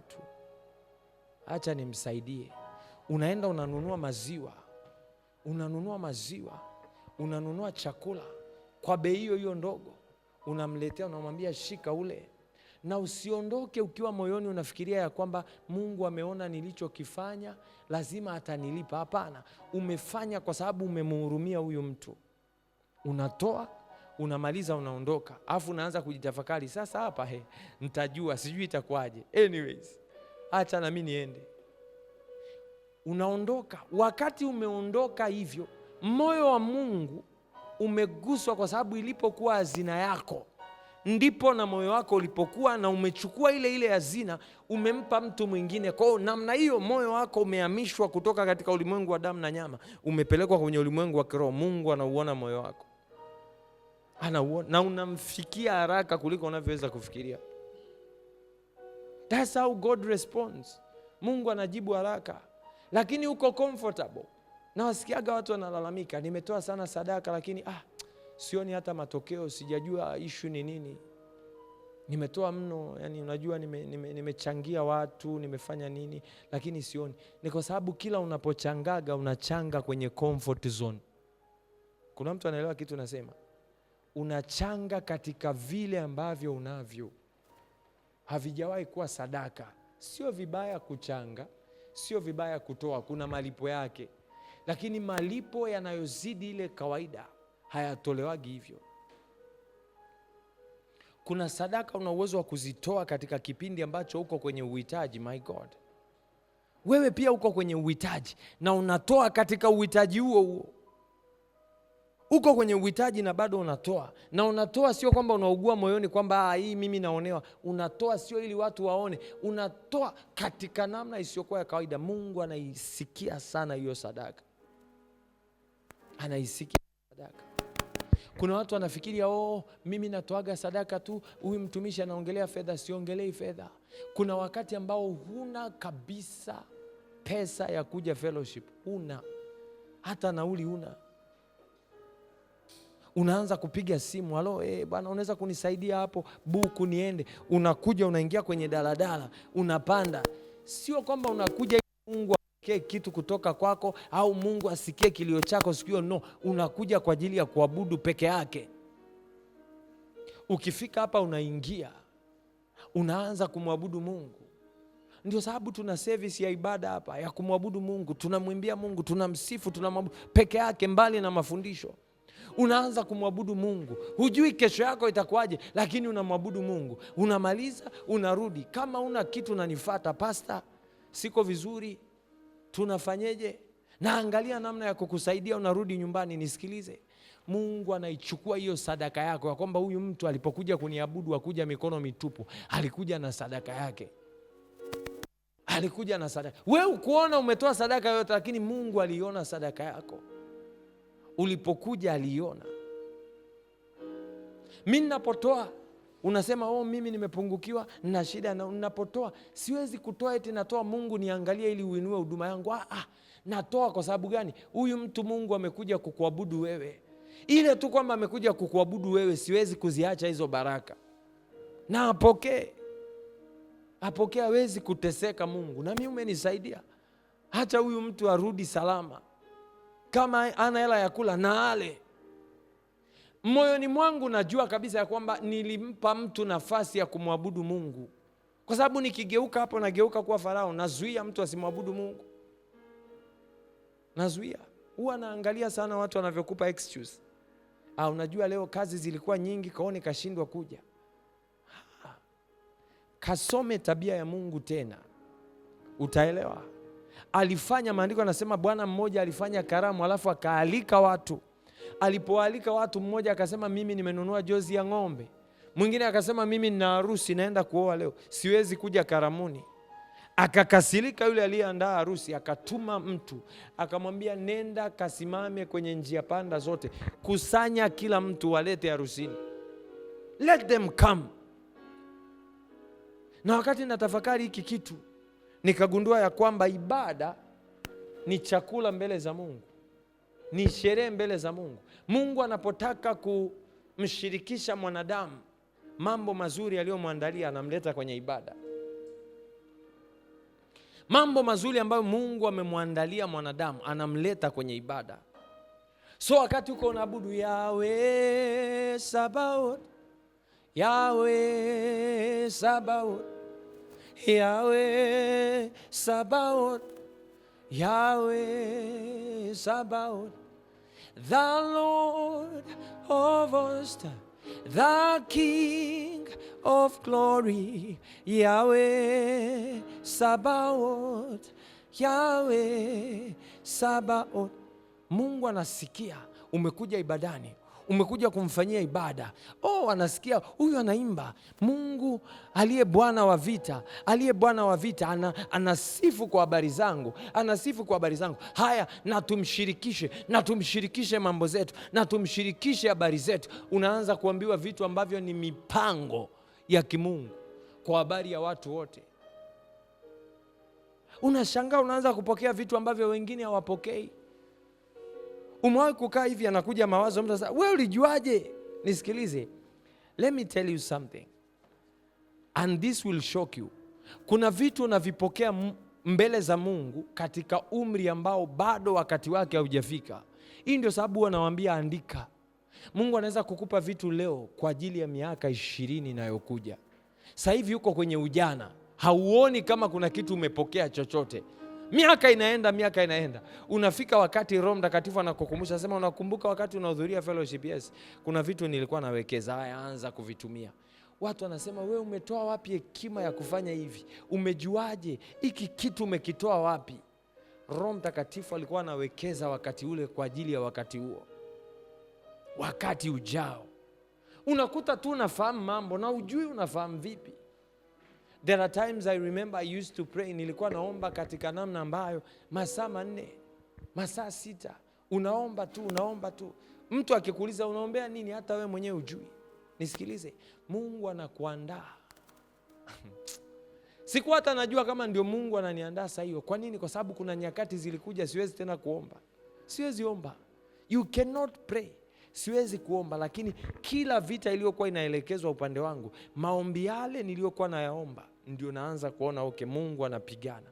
Mungu anapigana. Niliwahi kufundisha hapa nikasema hivi, hakuna namna yoyote Mungu anaingia kati maisha ya wanadamu pasipo maombi. Ina maana kama ukuwahi kuomba, Mungu hana ruhusa ya kuingilia kati. Ulipoomba ina maana ulifungua mlango. Sasa inawezekana umekuwa unaomba kwa muda mrefu na uelewi, ni mlango umeshafunguliwa au utafungwa. Majira na wakati yatakapofika, Mungu ataingilia kwa mlango huo. Ya kwamba huyu mtu ana maombi yake mbele zangu, hii ibada yake nitashuka kwenye hii madhabahu walionijengea. Mungu anashuka kuja kukutetea saa hiyo. Wakati ambapo wakwe wameinuka kinyume na wewe, mabosi wamenyanyuka wanasema tunakuondoa. Wamenyanyuka wachawi wanasema tunaua watoto wako. Wakati unaomba ulikuwa kijana. Hasa umekuwa mtu mzima, una uzao, una watoto. Mungu anaibuka, anasema huyu ni wa kwangu na uzao wake ni wa kwangu. Alinikabidhi alipokuwa kijana. Alipokuwa kijana alinikabidhi, kwa uzao wake ni wa kwangu. Unashangaa Mungu anakutetea, unasema Mungu ananiteteaje katika kipindi hiki ambacho hata kuomba nilikuwa siombi? Nisikilize, wakati alipokuita uliitika. Wakati ulipokuwa kijana ulimfanyia ibada kwa moyo wako wote. Ibada yako haikwenda bure. Kama unaamini ya kwamba kuna madhabahu za kichawi ambazo zina uwezo wa kujengwa na mababu zako, sawa alafu hizo madhabahu zisife mpaka wanakuja wajukuu, hizo madhabahu bado ziko hai na zinapiga kelele na zinawafunga, vipi kuhusu Mungu aliye hai? Madhabahu ulioinua wewe, mjukuu wako atakuja na ataikuta, anaona fanikiwa hivi, mimi nafanikiwaga, mimi nina bahati. Hakunaga bahati. Hakuna chochote kinafanyika kwenye ulimwengu wa damu na nyama ikiwa hapakuwa na uwekezaji wa maombi katika ulimwengu wa kiroho. So unapoomba leo hii, unaomba, unajiachia mbele za Mungu, unamfanyia ibada. Mungu, ninakushukuru kwa kuwa u mwema, asante kwa wema wako. I say, katika ulimwengu wa kiroho kinarekodiwa. Hiyo madhabahu inajengwa, inajengeka. Na inapojengwa hiyo madhabahu haifi, inabaki hapo, inabaki hapo. Uzao wako atakapokuja, madhabahu ipo, madhabahu ipo. Maandiko yanasema Yakobo akafika mahali akalala. Alipolala alikutana na nini? Jiwe. Lile jiwe mahali alipolala ndio mahali Ibrahimu alimjengea Mungu madhabahu. Kwa hiyo inawezekana madhabahu imeshavurugika, lakini bado kuna vipande vipande vya hiyo madhabahu, itasema tu. Maandiko yanasema akaona ngazi ambayo inapanda mpaka mbinguni, alafu malaika wanapanda na kushuka. You see, when you know these things, hautamtumikia Mungu kwa kutania, hautamtumikia Mungu kama by the way. Chochote kile utakachokisikia kwa habari za Mungu, utakifanya kwa moyo wako wote, ukiwa unajua ninachokifanya si bure. Inapofika hatua watu wanakuambia ise, kuna mahali tunatakiwa kwenda kufanya uinjilisti, utatoa. Ukikuta watu wanahubiriwa injili na uko kwenye mahali pazuri pa kutoa, unatoa. Inafika mahali unaona okay, natakiwa niende ibadani nikamfanyie Mungu ibada. Sipeleki chochote, napeleka moyo wangu, naenda kumuinulia Mungu ibada. Saa hiyo wakati tunampandishia Mungu sifa, niko hapo nainua sifa zangu mbele za Mungu. I say, ulimwengu wa kiroho una record, it keeps record. One day utaamka utasema, ni lini Mungu nilikusifu? Umeisha sahau, wanasema ulinisifu. Ule wakati ambapo una nauli, ule wakati ambapo una maisha, ule wakati ambapo umechoka wala ujui namna gani ungeweza kufanya, uliinuka usiku mwanangu. Haukuinuka kwa ajili ya kudai mahitaji yako. Najua kipindi hicho ulikuwa na uhitaji, lakini uliinua kwa ajili ya kunishukuru. Uliamka katikati ya usiku, ukaacha usingizi wako, ukanifanyia ibada. Nakumbuka nitapigana na wanaopigana nawe. Nisikilize, watu wanafikiri una uwezo wa kumkurupusha Mungu. Mungu hakurupushwi. Uwezi ukaamka tu uko ulikoamka unafika Mungu leo nina shida nini, utakufa hivi watu wanaona. Nenda ICU, nenda maeneo ambapo watu wanapoteza ndugu zao, you will understand. Unafikia waliagi, unafikia wamaanishagi, unafikia wanaga imani. Wanakuwa na imani, lakini unakuta ndio mara yako ya kwanza sasa kumlilia Mungu. Ndio unamlilia. Unamliliaje? Unamlilia kama nani? Does he know you? Lia sana, Mungu tusamee tu, Mungu tuhurumie tu. Vilio vya namna hiyo ni vingi, lakini it is already done. Wapi ulifanya ibada kwake? Una track record. Vitu havitokei tu, hakuna matokeo yanayotokea tu, matokeo yanasababishwa. Anza kumtafuta Mungu maadamu anapatikana. Jitoe muda wako mbele za Mungu, sio fedha tu, muda wako mbele za Mungu. Wakati ambapo huwezi kuamka usiku kuomba, amka, anza kuomba. Mungu ninakushukuru, Mungu ninakuinulia sifa. Kuna watu mnataka kumfanyia Mungu ibada za sifa wakati ambapo mko sawa. Yaani unataka paka uvae vizuri, utokeze mbele za watu, eti ndio uende. Yaani unataka uende sehemu wamewafungia na taa zinapiga na sema tunaenda kumuinua Mungu. Hujawahi hata siku moja kumuinua Mungu chumbani kwako, mahali pasiri. Hujawahi. You have never. Unasubiri mpaka uwekwe mziki mkubwa, walete masound engineer, ipigwe bezi, iite, ndio unasema sasa hapa ndio nitamwabudu Mungu. Sikiliza. Kila mtu hapo ana uwezo wa kumwabudu Mungu. Kila mtu hapo anamwabudu because they are convinced to worship. Tujaribu tu siku moja, andaa tamasha, funga kila kitu sound, alafu waambie watu sasa nisikize, hamna kinanda, hamna nini, tuanze kumwabudu Mungu. Uone asilimia kubwa ya wataondoka. I watch matamasha mengi watu wanaenda ni kwa sababu wana mapepo, yani they go there to be entertained.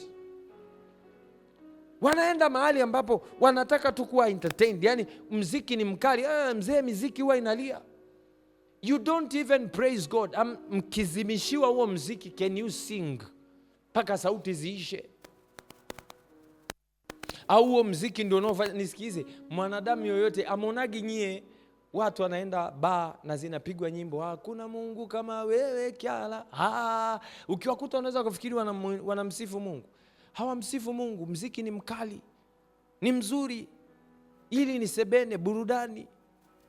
Bezi imepigwa vizuri, speaker sound iko sawa.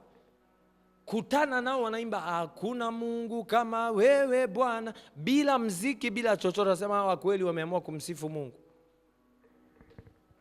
Lakini unakuta mziki umewekwa hapo na wanaruka, wanapanda, wanafanya nini? No, blasphemy. Kitu anachokifanya hapo ni kujaribu tu kuburudika na kuburudisha nafsi zao.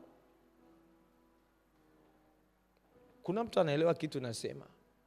Tengeneza uhusiano mzuri na Mungu, weka akiba kwa Mungu. Hakikisha ya kwamba maisha yako hayawi tu ya transaction, ya mabadilishano kati ya wewe na Mungu. No. Kwa sababu Mungu atakapoanza kulipa, atakulipa kwa kadiri ya vile ulivyo demand. Ila kama ukudemand chochote, Mungu atakapokuja atakulipa kwa kadiri ile anayoona inafaa.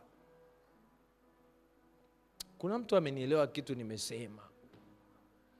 Ukienda mbele za Mungu kufanya vitu ili akulipe kwa kadiri ile unayoona wewe inafaa, Mungu atakulipa kwa kadiri hiyo unayoona inafaa.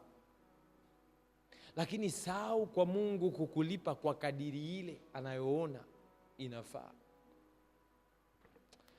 Nimewahi kukutana na mamachinga wanaouza vitu hivi, wanauza mtaani. Wengi wana akili, wengi ni wajanja. Wanapokutanaga na mimi, tukikutana tu hivi, vipi brother? Anambia safi, mambo yanaenda fresh. Namuuliza hiki kitu unauza shilingi ngapi? Hawatajagi bei. Blaza hapo wewe niangalie tu. Wewe hapo niangalie tu, yani wewe tu, yani wewe tu na roho yako, yani mimi hata ukinipa shilingi 50 mimi naondoka, yani mimi fresh kabisa. Ana uhakika kwa namna yoyote ile siwezi kumpa shilingi 50. Unanielewa kitu nasema? Kwa unaweza kukuta bidhaa ya hicho kitu ni 5,000. Nitalazimika kutoa 10,000 au 7,000 angalau kwa sababu ya namna alivyoniingia. Sio kwamba ajui bei, yani anajua. Anambia tu hapo wewe sasa, hapo wewe kaka, wewe hapo ndio uangalie sasa. Wewe hapo angalia. It is the same way you go before God. Hamna haja ya kupeleka Mungu nahitaji pesa, Mungu nahitaji gari, Mungu napeleka nini? No. Tunaenda tu tunamwabudu. Hakuna kama wewe. Hakuna kama wewe. Hakuna kama wewe. Hakuna kama wewe. Hakuna. Unapoanza kuimba nyimbo hizo, ni wewe Bwana unatosha. Ni wewe Bwana unatosha. Hakuna kama wewe. Kama wakati unaimba nyimbo kama, sio kwamba una matatizo, una matatizo. Sio kwamba una kodi na kusubiri, ipo inakusaidia wewe, wala hata ujali hivyo vitu. Unamaliza unarudi zako nyumbani. Kwa mwenye nyumba vile sasa tutajuana naye huko. Tajuana naye huko. Watoto wanaumwa, ila wewe wala hataja kama wewe. Mungu bado hakuna kama wewe. Ndio na misiba, nimetoka kwenye kipindi ambacho sielewi hata maisha yangu yako, lakini hakuna kama wewe. You are singing from your heart. Unaimba moyoni mwako. Mungu anakuangalia anasema, this guy. Ukisoma kile kitabu cha Matendo ya Mitume, nafikiri sura ya 19 kama sikosei.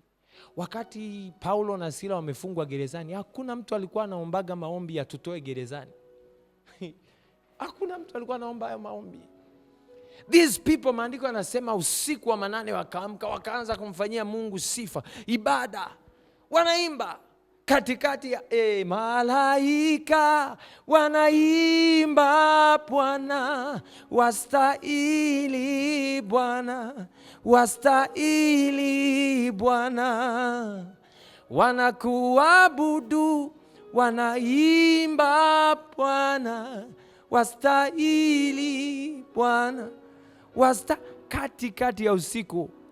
Hawaombi kutolewa kwenye magereza. Unawatoa gerezani uwapeleke wapi?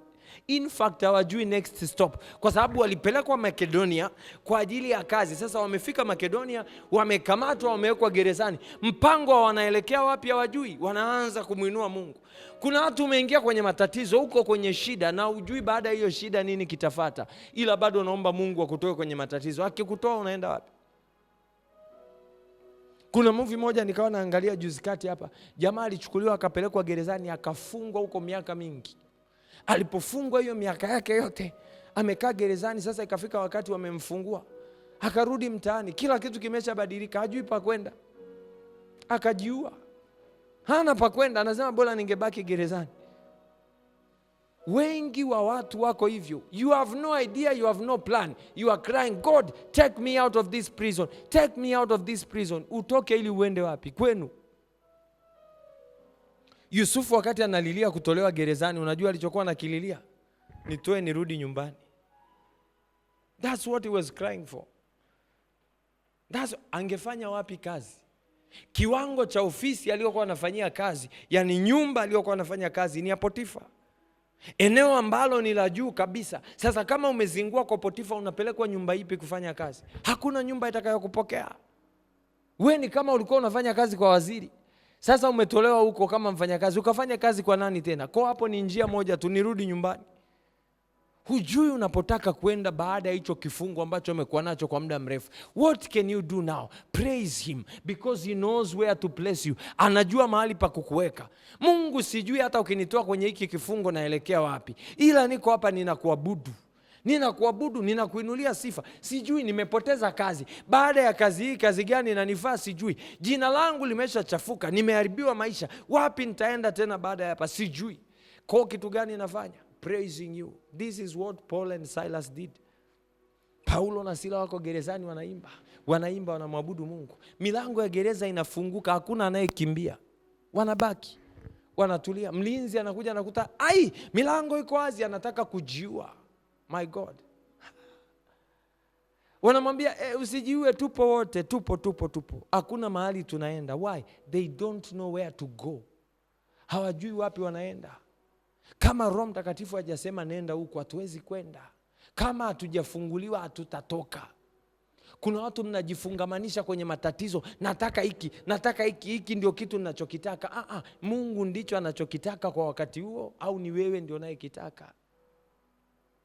Kwa sababu kuna vitu unaviclaim na unavidemand sasa hivi.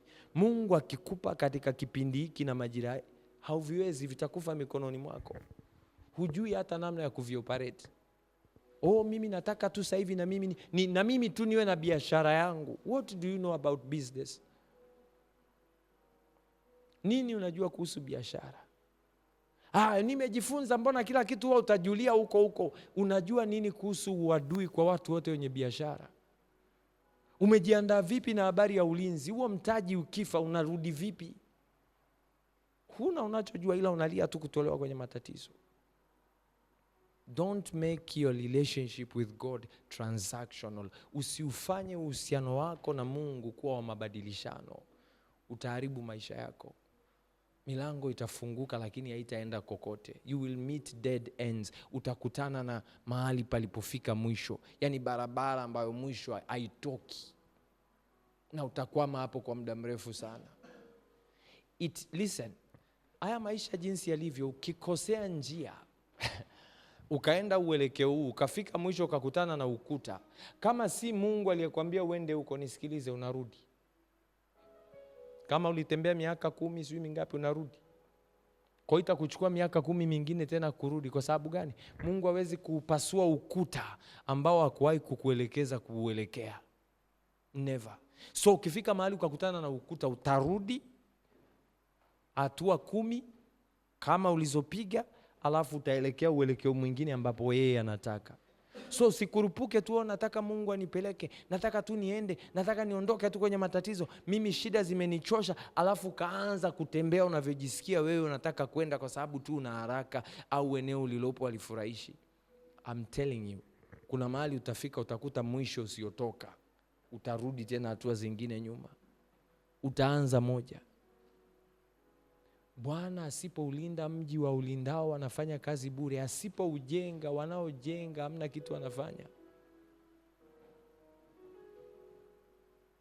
Tengeneza uhusiano wako na Mungu usiwe wa mabadilishano. Uwe ni uhusiano ambao Mungu kama Mungu mwenyewe anafurahi tu ya kwamba wewe ni mwanae, na ya kwamba anakupa kwa kadiri ya vile ambavyo anajisikia. Maandiko yanasema tumepewa neema kila mmoja wetu kwa kadiri ile ambayo Roho Mtakatifu alipenda.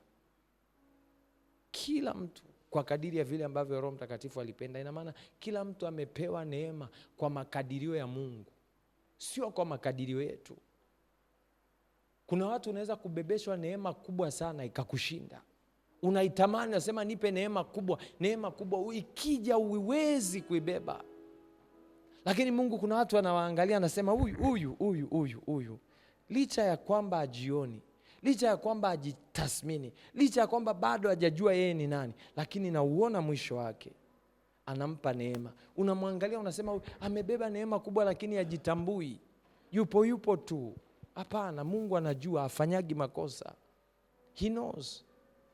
Maneno ya watu yasianze kukupeleka tu, wewe unajua unatakiwa uwe umefanya mambo makubwa sana sasa hivi. Hapa ulipo hapa kustahili. Kaa vizuri na Mungu.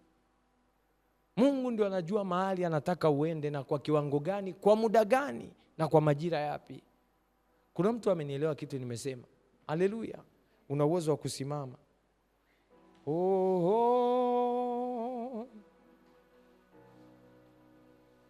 Your name is exalted in the heavens, exalted in this place.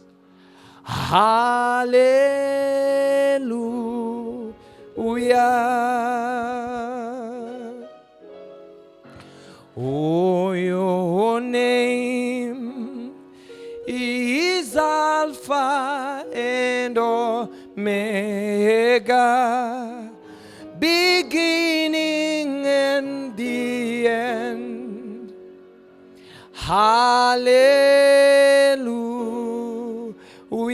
Hallelujah.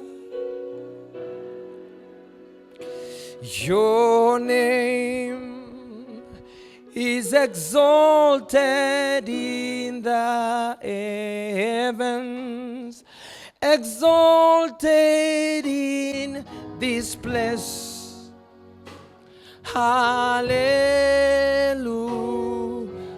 Hallelujah. Ni wewe tu Bwana, ni wewe tu, ni wewe tu Bwana, ni wewe tu, ni wewe tu Bwana, ni wewe tu,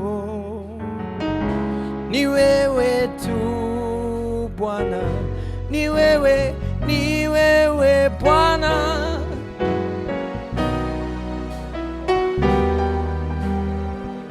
Oh, ni wewe tu,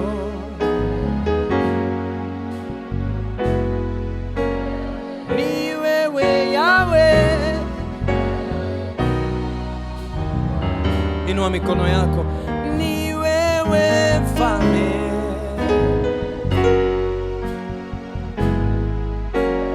ni wewe Bwana,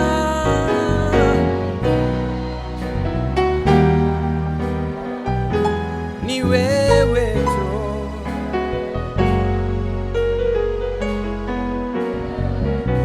ni wewe tu,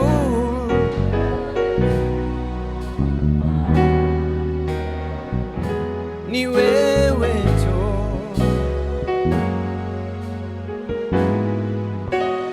unayeweza.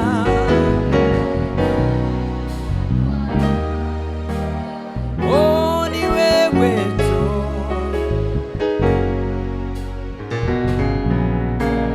ni wewe mfalme.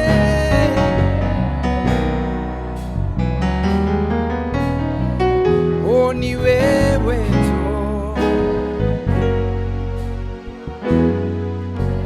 ni wewe Yesu, ni wewe Bwana, ni wewe, ni wewe tu.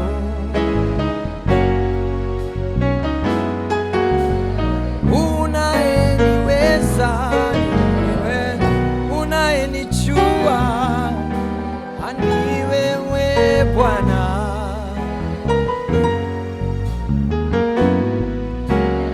Ni wewe mfalme,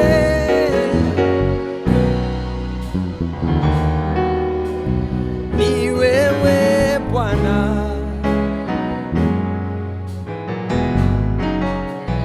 ni wewe Yahweh,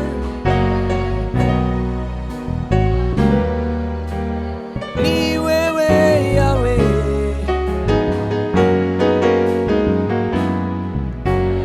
ni wewe Yahweh Bwana, ni wewe, ni wewe tu,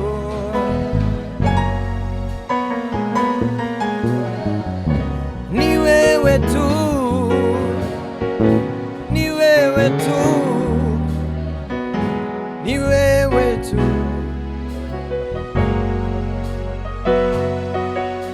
Sina Mungu mwingine, ni wewe.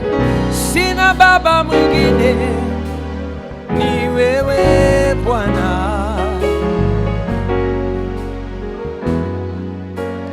Ni wewe Yahweh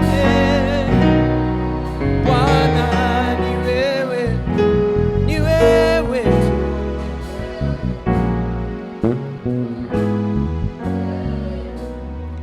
Unaweza kwenda mbele za Mungu, mwambie Mungu, unazijua njia zangu, unaujua mwisho wangu, unaujua mwanzo wangu. Sitaki kujaribu mambo ambayo mwisho wa siku yatanipoteza na nitaishia sawasawa na wale ambao Mungu ni wa upotevuni. Sina ninachokijua, nahitaji msaada wako. Wewe peke yako ndio unajua njia ninayopaswa kuiendea. Nisaidie, maana ni wewe peke yako. Kariba la mandoraba leriba likali ya mandaraba seteliata. Sijui njia ya kuiendea, sijui namna ya kwenda. Nisaidie, napokupenda nikupende kwa moyo wangu wote. Heraba setereba rikaraba seledeba ya mandaraba sikiliata. Wewe tu Bwana, nisaidie, nisaidie nikajue tofauti kati ya mwana na mtumwa. Ni wewe tu Bwana. Ayande mara maseko lianta raba seteliata. Kuna mtu nasikia kuomba toba kwa vile ambavyo umekuwa na mahusiano na Mungu.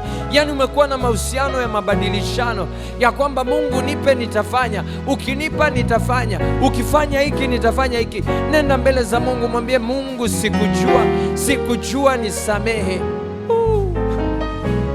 Ni wewe tu Bwana, yeah. Ni wewe tu uliye pekee, ni wewe tu, ni wewe tu Bwana, ni wewe tu. Any place, anywhere, mahali popote ambapo Mungu nilifanya uhusiano wangu na wewe kuwa wa mabadilishano, ninaomba unirehemu, ninaomba unisamehe Bwana. Wewe ni Mungu unastahili kuabudiwa, unastahili kuabudiwa. Sihitaji sababu ili kukuabudu, sihitaji sababu ili kukuabudu. Imenipasa kukuabudu siku zote za maisha yangu.